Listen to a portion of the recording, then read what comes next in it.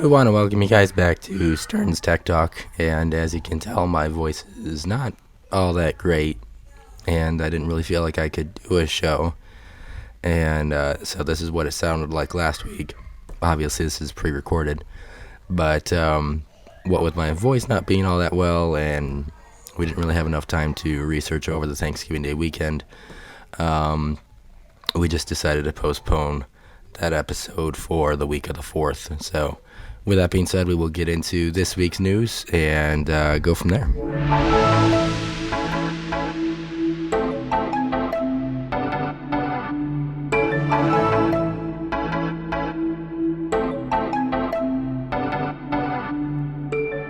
So yeah, we definitely want to welcome you guys back to the show. As you can tell, my voice is much stronger. I do have some nasally congestion stuff still going on, but definitely we'll jump right into it. So... Currently, Samsung's self-repair program supports the Galaxy S20, the S21, and the Tab S7 Plus.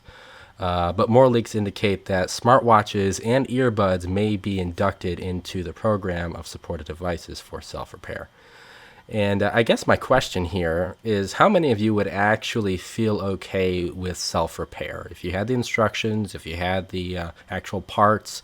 and depending on how much it would cost, how many of you would feel comfortable with that? I know we have various demographics as far as listening to our channel, but I kind of interested to hear what you would say, Riley, because I kind of have an idea. But I think if you're a tech savvy person, I think it's perfectly fine.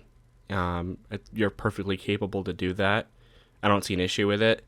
I think there needs to be both self-repair and then actual service repair. Both of them need to be a thing. It can't just be, because what we've talked about recently is services are limiting you to not being able to repair it yourself, which I think is downright horrible. I think any company that does that, even if they're trying to make the extra buck, they're not doing too well as a company. I think that's awful.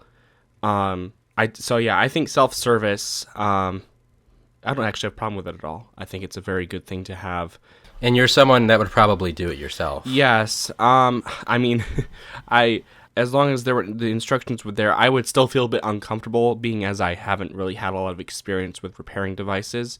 But I think as long as there is, enough information. Something concise. Concise. As long as there's some information for me to... Yeah, and I think, these guys, Apple and especially Samsung, they're pairing with iFixit.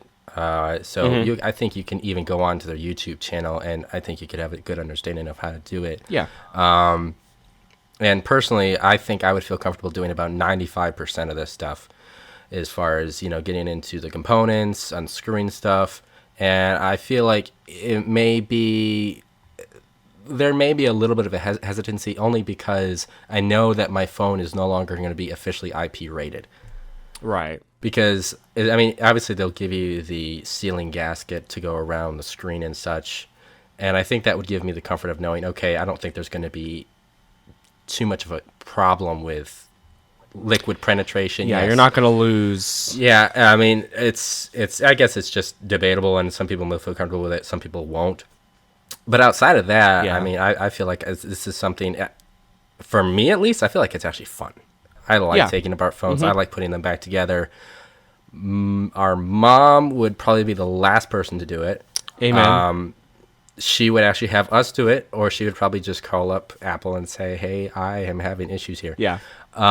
So, and that's no offense. There's just people that just don't feel comfortable with it. They don't have the knowledge, and they have their own set of skills, and tech is just not one of them. I think I could even say that about my wife. Yeah, that's why I say there should be both. I think there should be a balance. Exactly. Yes, it has to balance it out. People who are tech savvy, people don't really have that common, well, I wouldn't say common knowledge, but people don't have that knowledge to do that. And again, instructions should be concise so that people who are tech savvy who haven't really done it before aren't going to screw up. So, right, and I think just to end with this, I think what I would say is that if you don't have the knowledge, you're paying for the labor and the knowledge. Mm-hmm. Yes. And that's the advantage of having self-service, is because you already know how to do it, or you have the confidence and understanding of at least the gist of it. So, but with that being said, we'll definitely move on. we've mentioned this a couple of times now the last couple of months, that Stadia, as you know, Google has owned and has produced these games that you're able to play online.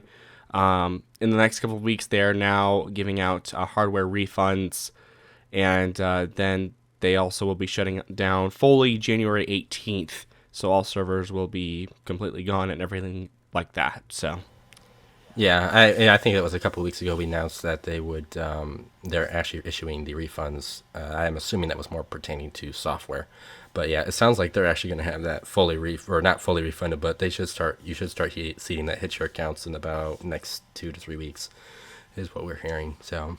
Well, this past week, Google has been pretty busy. Earlier this year, we saw a couple of announcements from Google and at their I/O event, and we're starting to see quite a few of those features come to fruition.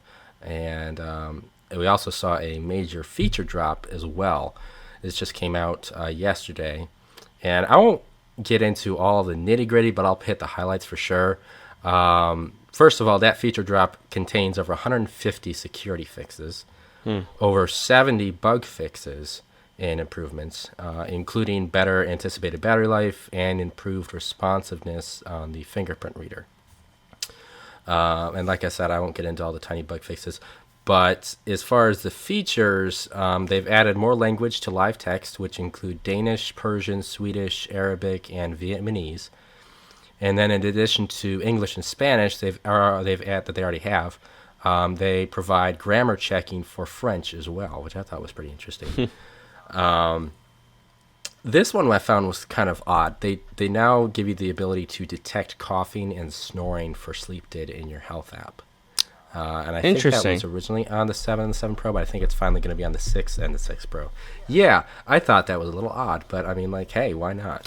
There are apps, I think, on the App Store that actually track that, and I've seen loads of them, and they're kind of annoying. I never think anything of them. No, not really. Exactly. Although I think it is actually a good idea as it pertains to your well-being and your health, so it's not actually a bad thing. It's good that they've actually implemented that into the software. So yeah. Well, the other thing that they've also added that it's pre-installed for the Pixel 7 and 7 Pro is the previously announced Google VPN. So that's now actually pre-installed. With this feature drop. You can also now toggle the lock screen media on and off, which I thought was great because when I first installed that update, or not that update, but that Android version, I hated that because I was like, I don't necessarily like having it where I swipe through and it's just too confusing. But first they've actually improved how it works, and now you can actually toggle that on and off. So I think having both of those is great. And again, this just emphasizes Google's point of interest when it comes to customization, allowing the user to decide what they want, which we've honed in on many times. So battery data now expands from 24 hours to 7 days. Wow. So which is great. This is now we're starting to see them kind of pull in some of the stuff we see on iOS. They have a feature called clear calling that you can enable now. And then there's also the recording label feature. So what you can do is you can have your Pixel, in a conference room or whatever, and it will detect different voices and it'll give them labels and such. That's cool. So it's great for when you go back through the transcript and you can tell, okay, this is the person who's talking, and they'll give you different labels, and then you can also customize those labels to give it a name or whatever. Really thought that was, I think there's a couple more tools in there as well, but I'm like, that's awesome. And I'm pretty sure we saw that in the announcement as well. Yes, so there's a lot. Yeah, there is a lot on this feature. It was 412 megabits on, I think, the 7 Pro. Wow. So, which I know that doesn't sound like a whole lot, when you compare it to iOS. No. And considering how much this stuff is, this is really feature packed. I feel like 412 is not that much considering, what we have here. No, not at all. But the Pixel 4... Yeah, the Pixel 4 and 4a join messaging transcript for text messages, which is also great. I mean, that's quite a few-year-old phone right there, and they're getting that feature. And then I think the only other thing we had was just a few new wallpapers. I think it was 3 to be exact. But with that being said, I mean, that's pretty amazing just to see these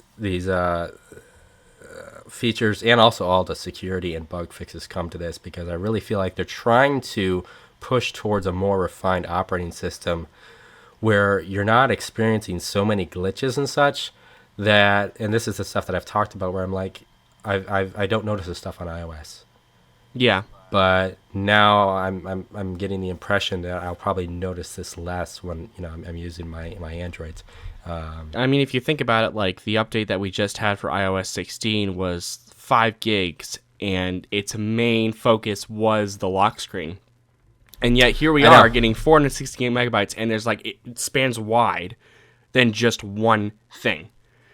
I'm guessing that probably has to do somewhat with zipping files, compacting them, and then they unpack. Yeah. But it still begs the question. I assume Apple does that as well. I guess they're not doing it on big of a scale, or they have too much in them. I don't know. It's really weird. I mean, yeah, we really don't know too much about that, but there are two other things that did come along with what Google is doing here. This one I think is in the code. So when they announced earlier this year that they would be joining Apple, quote unquote joining Apple, in the effort to bring digital ID to other users, we actually are now seeing that appear in the beta code within Google Play services. So we definitely see this coming as far as digital ID. I know we've talked about this. We've kind of voiced our concern and kind of how we feel about that in both platforms. And then also, the interesting thing about messaging here, I'm not sure how many people out there know this, but when it comes to one-to-one text messaging on Google Messages via RCS, they are actually encrypted. But group messages, and I mean where the group recipients have Google Messages and RCS enabled, have not been encrypted. So, but that is evidently slowly changing as Google is implementing this security through select beta rollouts to Google Messages. And I'll post a link in the description that'll walk you through how to enable beta access in Google Messages, so you can be ready for whenever that update is available for you. But I was just like, that's kind of interesting. I'm not sure what your thoughts are on that, because I would have kind of assumed, shouldn't they all be encrypted? No, I think it's going somewhere. Obviously, I don't think I wouldn't see Google as a company where they just have one encrypted and then one not. Seems a bit inconsistent, but I definitely think they're going to implement that as far as that goes. I mean, I guess my only thing is I like you're kind of saying, I appreciate the fact that this is happening. Yeah. But I think the most annoying thing about this is that, it's going to take some time for this to take place. And even when this does happen on a massive scale, not just beta, but so much of it has to do with all of the specifics. And I know we talked about how it would be great if, Apple would just join and adjust their practices with RCS. Right. But for this to work, you have to have Google Messages as your default texting app on Android. You have to have the correct version of that application. And then you have to have RCS enabled. Yeah. And then you have to have all your recipients with that same criteria. Right. See, that's the difficult part of Android, because it's so open source and because there's so many manufacturers using it and there's different versions. It makes it very difficult when you want to implement security to have it done on that mass scale. I would also think would the masses appreciate that, because I don't think everyone would be all for this.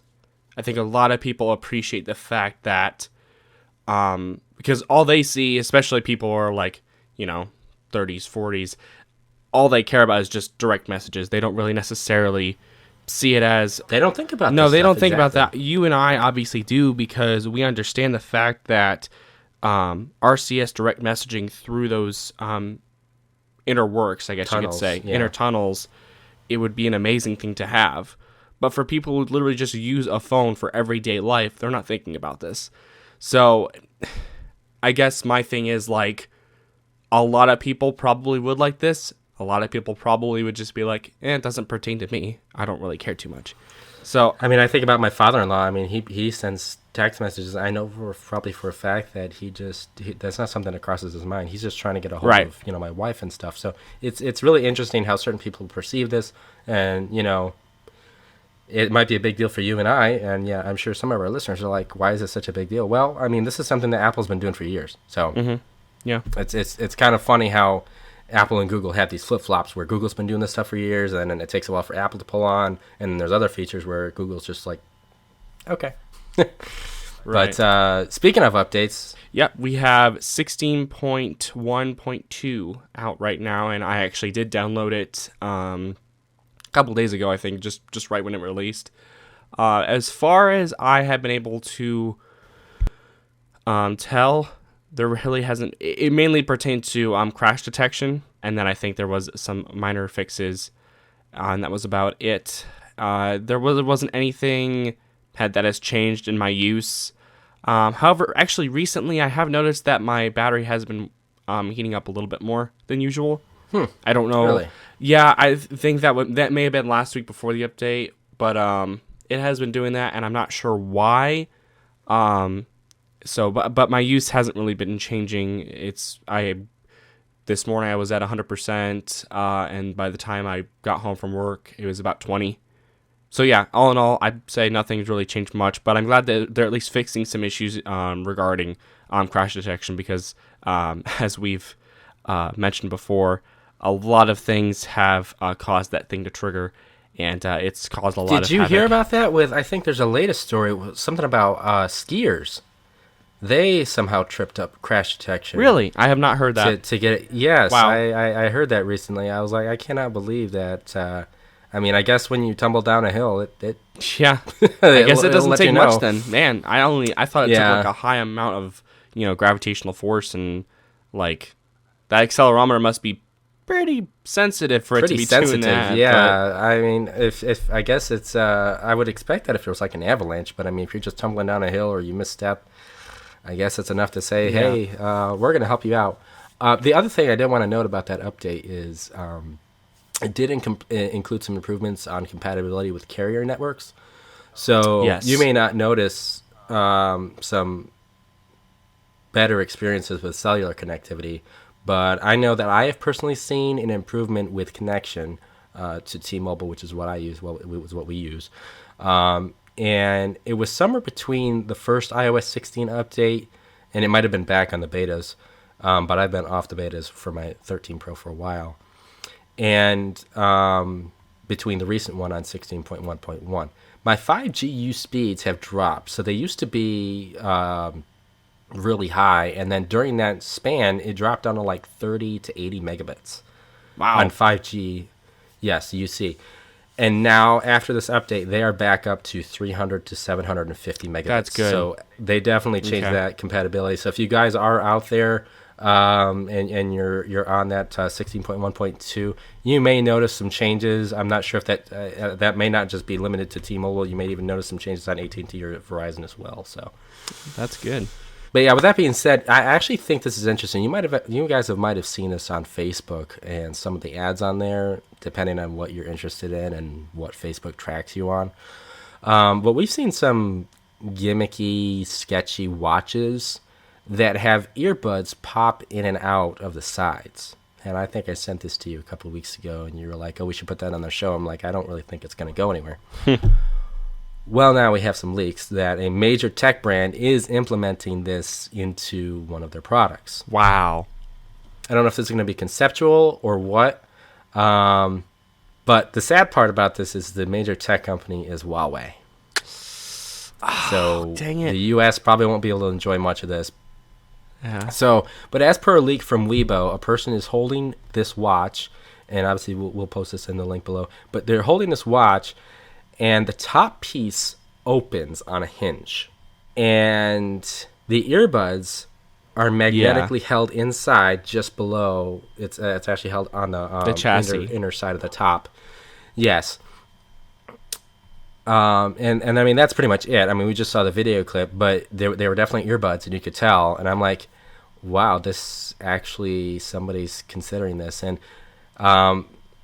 before I kind of explain a little bit more on what's on the inside, I just actually wanted to hear what you had to think about this, because I know we were kind of excited, and then the other part of me was just like, this might be a bit too much. The way the pictures looked, it seemed like it was almost cheap, Yes. and not that well professionalized, if you will. But I mean, if you see a major tech company doing that, you know that they're onto something there as well. The concept I thought was actually brilliant, and I'm honestly surprised why you haven't done this earlier in the last couple of years, because, you know, with technology advancing quickly, you'd think it'd be a thing that would be happening. But I digress. No, I think that's actually very good to have, because now you don't have to have a case with you the whole time. Your headphones are charging while in your watch. You can take them out, ease of access. Everything's with you the whole time. There's a lot of benefits to this, and I'm sure there's probably a lot of cons, like your watch is using up a lot of battery to charge the headphones. You know, you'll have to add more weight, more volume into the watch itself. There's just there's a lot of things on both sides here, but to see this is actually quite amazing in my opinion. I'm actually really enthralled, I would say, by it. Yeah, same here. I really think this is a pretty cool piece of tech. Yeah. But like you said, those are exactly my concerns. I'm thinking, how big does this battery have to be to not only power the watch, but actually recharge your earbuds? Yes. Which says one of two things. You either have a huge battery, or you have earbuds that really don't provide that much sound quality or exactly. power. Yeah, that's what I was thinking. So that's kind of where I'm like on the fence about this, because there's just so much limited space on a timepiece. Mm-hmm. So obviously that's really all that we know at this point in time. We did see some contact points within the watch as well as on the two ends of the earbuds, so we do know it was actually chargeable. But outside of that, I don't have any other rumors. I don't have any other leaks as far as whether this is, like I said, going to become a mass-produced piece of tech here. But like it is enticing. Absolutely. And time will tell whether or not we'll see this come. Maybe not even from just Huawei, but other brands as well. Yeah, absolutely. And moving along to Microsoft and Sony. So we have some information from Games Radar that they expect, or at least the rumors are, that Sony will be releasing their PS6 and Microsoft will be releasing their Xbox in 2028. But there also is another thing here, caveat with this. In 2027, this contract between Sony and Microsoft in regards to Call of Duty will end. And basically this contract states that up until that stated date, Sony is allowed to use Call of Duty, Activision, and what have you, and they have the rights to have it under their product, mainly speaking about the PS series. And what would happen is if this contract ends and Microsoft no longer sees a need for Sony to have this, they will no longer be able to support that game. And to me, I think they should definitely continue doing this. I have played Call of Duty. I've played Black Ops 2, Modern Warfare 2, and then I think, World at War. And I enjoy the game. I play a lot with my friends. We mainly play zombies, obviously. That's like an amazing fun game there. But it's a classic game. Whenever you hear that game, you're like, oh yeah, that's on the PS5 or that's on the Xbox, and you could debate which one's better in terms of software and whatnot, what have you. But it's a game that's held the whole masses together in regards to gaming. I almost feel like it's a common ground among many gamers. I mean, it's just easy to just jump right in and say, oh yeah, you want to play COD, and it's just, there you are. You're on there online. JD doesn't play COD. I do not play COD. I cannot get into first-person shooter games. I just can't. I've tried it before, and it's just not my. It's not his style. It's just not my style at all. But so. even then, a lot of people love this game. But it's not like I've never heard of it. Exactly. It's right. It's like so everyone ubiquitous. knows what it's COD there. is. Yeah.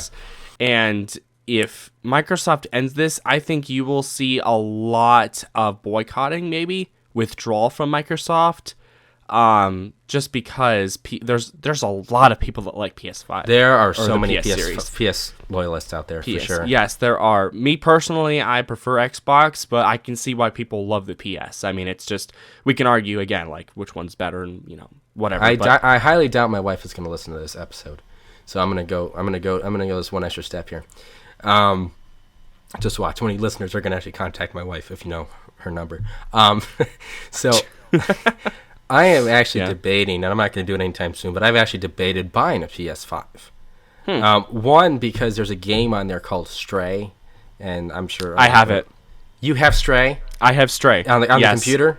Yes. Because they have it on computer, they don't have it on Xbox, and I am like, do you actually like it? I mean, what do you think about it? I like it. It's a pretty interesting game. I actually bought it mainly for my wife because she loves cats. And exactly. I was like, I saw this game and I saw this ad, and I was like, I swear my wife would love this, and it would be a great birthday present or like a Christmas present or something like that. It's really cool. And it's only available on computer. They don't have that on Xbox.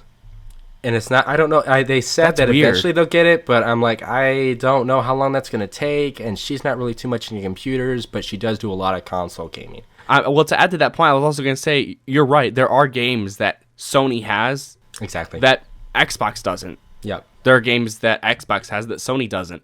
I mean, it's just, you can't say like, well, if they get if they get caught off of Sony, it's not going to be a major deal. It's going to be pretty major for sure. Yeah, there's a lot of things that could really affect Microsoft in this way. I really don't think they should get rid of this. It'd be a bad plan. I don't think they're going to. I mean, you have to be completely insane unless for some weird reason they'd have to. But and I think the article even said, let's see, I think they quoted Spencer, and he said, "quote unquote," treat Call of Duty like Minecraft, because he wanted to bring it to as many platforms as possible, even including the Nintendo Switch. So it really sounds like they won't be doing this, but it's just interesting to contemplate, like, how big of a move would that be to say, hey, we're not allowing you to have any access to Call of Duty anymore. You're just going to have your own games and be known as, those PS loyalists that are going to follow you.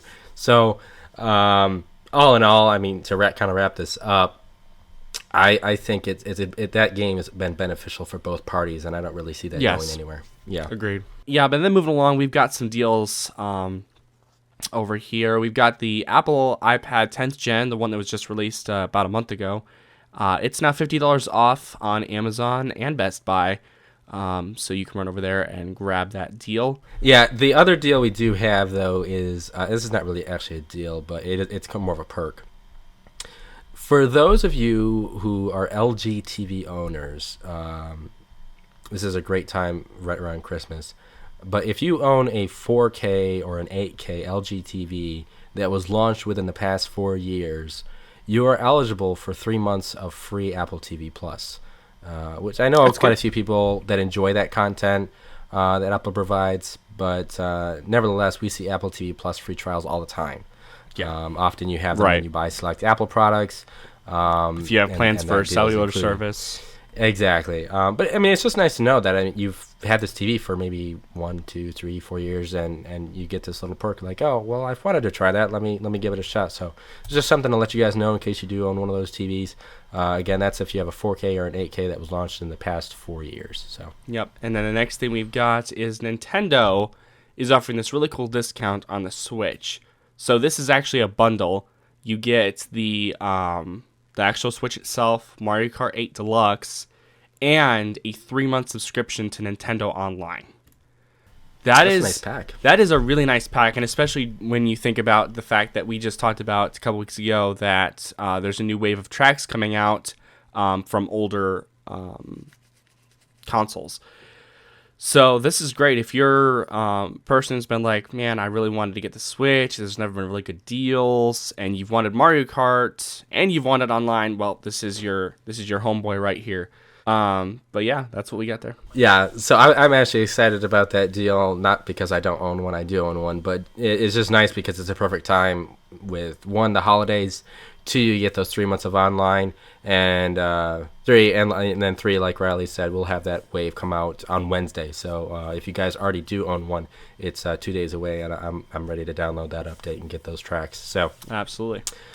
and again, this one is not technically a deal either, but your wife might actually be excited about this in some way, shape, or form.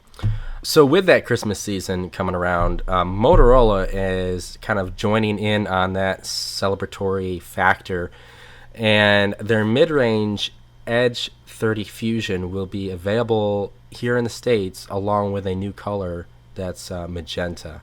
That link will be in the description also. And I have to say, when you look at that image, it's definitely a Christmassy magenta. It's not like a T-Mobile magenta. The model itself actually has some decent specs. I think it has a Snapdragon 888, which is not that far off as far as when it was launched. And this model has a 6.55-inch screen, full HD OLED display with 144 hertz refresh rate. So, nice. 50 megapixel camera, 4400 milliamp battery, and 68 watt wireless charging. So it's a decent phone. If you guys want to get one, it will be available soon. The only thing I really have a problem with is the price tag. So it's around $700-800, which I know that one of those prices include a pair of Motorola earbuds. Mm-hmm. But when you consider how heavily discounted the Pixel 7 is, I find that extremely hard to pass up and go for a Motorola model. But if you're a Motorola loyalist, kind of like your wife, that would definitely be something to jump on. I mean, the one that we bought was like $800, so it's kind of, I think Motorola's kind of on that wave of similar pricings. They don't seem to go above $800-900, maybe $1,000. So I guess that's just their average price, but yeah. Regardless, and then the next thing we have for this evening is from 9 to 5 Google, and they're saying that Google unlocks the ability for users to share digital car keys in wallet. With a lot of newer smart cars, you're able to unlock your car with your phone, which is pretty cool. But now Google's adding the ability to where you can actually share that car key, the mobile car key, any person. And this applies mainly right now to the Pixel 7 and the 7 series. Which I think I heard something about that with Apple. I think they were saying that you could actually share your car ID with an iPhone to a Pixel. I'm not sure if it was just a Pixel 7 series or what, but yeah, I think the digital car, what is it called? Digital car car keys in wallet. Yeah, I think the digital car keys are really making a big splash into the tech world. And I'm kind of looking forward to having it because too often I'm like, where the heck are my keys? And as nice as it is to have an AirTag on my keys, I'm just like, I always have my phone. Can I just use that? So yeah, I mean, but yeah, that is really cool, good news to hear. Just that you're able to share that. Especially if you're like, oh, here's a friend you can drive, or here's a relative, take my car, head up here, follow me, whatever. So yeah, that is definitely good. Is that immediate or is that rolling out? Let's see. Google has announced that going forward, users will be able to, and it says so long as they have a Pixel device running Android 12 above or an iPhone. So yes, you were correct about that. Okay, yeah, so there's cross-platform right there. Yeah, that's great. That is great. Yep. So, and I think there's only a limited number of manufacturers that actually support that as of now, but I'm sure that number Tesla will grow. Does. Tesla does. I know Hyundai's working on it. I believe BMW is on that train as well. So it'll definitely continue to expand. Yep. Lastly, we will move on to a bit of a flighty topic. But before we actually get into it, I just want to reassure you listeners that this channel, Riley and I, do not intend for this to be meant at all to dive into any of the drama with social medias. But considering what has unfolded over the past week, I did want to return to the whole entire thing going on with Twitter, and maybe even break down what the future might bring.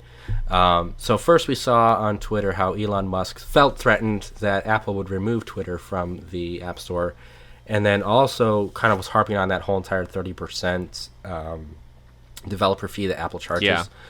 Yeah. But later on in the week, we saw Musk take to his Twitter account again about visiting Apple Park and then seemingly having a good visit with Tim Cook and further explain how they both kind of cleared the air, straightened out that misunderstanding of Twitter being removed from the App Store. The part that I want to focus on during all of this is Musk made a notion that if Apple did remove Twitter from the App Store, he would make his own smartphone. Yep. So with that, I want to pose two questions. And this will actually be kind of the official question of the week, and I'll pin it on the comment section down on YouTube below.